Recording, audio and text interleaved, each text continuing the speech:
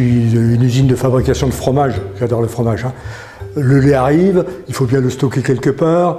Une fois qu'on l'a stocké, il va falloir prendre certains bouts et le cuire. Il y a le contrôle qualité qui doit venir regarder si le lait est correct et s'il ne faut pas éliminer certains bacs qui sont anormaux. On cuit tout ça, on emballe, on prépare ça pour l'expédition, on demande l'autorisation, on regarde le plan de fabrication pour être sûr qu'on en produit assez, etc.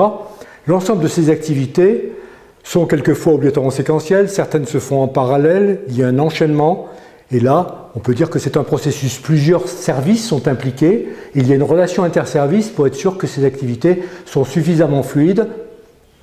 Voilà un exemple de processus relativement simpliste. C'est un piège parce que c'est un mot qui a plusieurs connotations en fonction des environnements dans lesquels on l'emploie.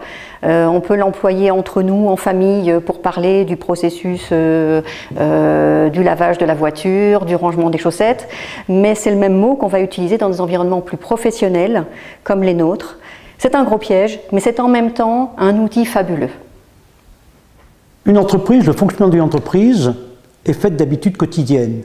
Et donc un processus, c'est la mise en exergue de ces habitudes quotidiennes qui montrent les enchaînements d'actions qu'exécutent l'ensemble des opérateurs de manière à satisfaire les clients.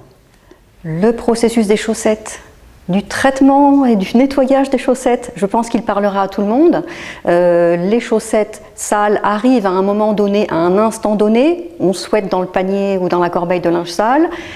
Il va y avoir un processus de lavage, on va faire des lessives, on va étendre les lessives. Une fois que les chaussettes seront sèches, on va les plier, on va les mettre dans une autre corbeille qui vont se promener de chambre en chambre pour restituer dans les bons tiroirs les chaussettes de monsieur, de madame, de mademoiselle, du jeune homme.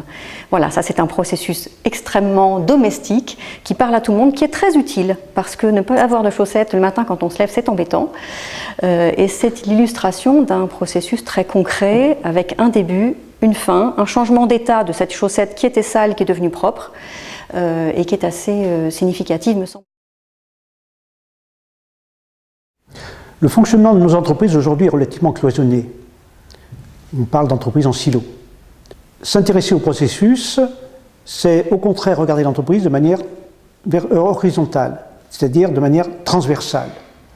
Et donc, toute la problématique aujourd'hui, c'est de nommer des personnes en charge de cette transversalité, de mettre en exergue les processus et d'agir là où il semble le plus intéressant d'agir.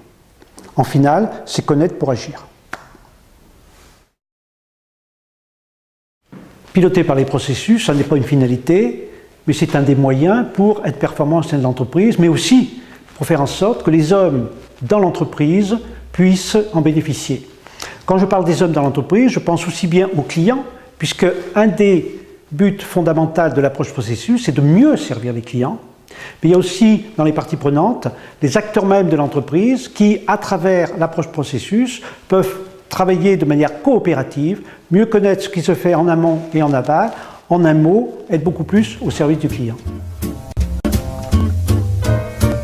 Il y a toujours une relation complexe entre tout ce qui est l'organisation et les technologies. Les technologies, les organisations, il faut un certain temps pour les changer, ça ne se change pas en une seconde. Les technologies, il y en a une tous les jours. Du même coup, les technologies risquent d'être un moteur beaucoup plus puissant que les changements organisationnels. Les réseaux sociaux bouleversent l'entreprise, les gens arrivent avec leur propre ordinateur dans les entreprises, ça change les mentalités, il y a la génération Y qui pense différemment, et bien évidemment, ça a un impact sur les processus. Un raisonnement processus permet d'assimiler, d'absorber ces nouvelles technologies et de voir qu'est-ce qui, là-dedans, sont des choses stables et quelles sont les choses qu'il faut laisser ouvertes parce que la technologie change et que ça serait idiot de figer des choses qui vont être modifiées par la technologie. En réalité, un pilote de processus doit s'intéresser de très près aux technologies sous deux angles. D'abord, bien évidemment, certaines portions des processus ont besoin d'être informatisées, ont besoin d'être durcies par l'informatique. Et deuxièmement, de voir l'impact de ces technologies sur les changements organisationnels parce que ça, c'est un phénomène permanent de la vie moderne. Moi, j'aurais tendance à dire qu'il est intéressant de regarder comment marier les processus et la technologie. J'y vois plusieurs aspects.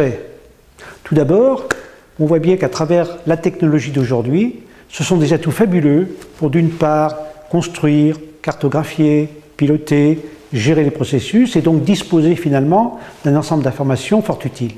Et puis, il y a l'autre aspect des choses, comment mieux utiliser les technologies dans le cadre de l'optimisation de l'entreprise. Connaître ses processus, c'est connaître son fonctionnement.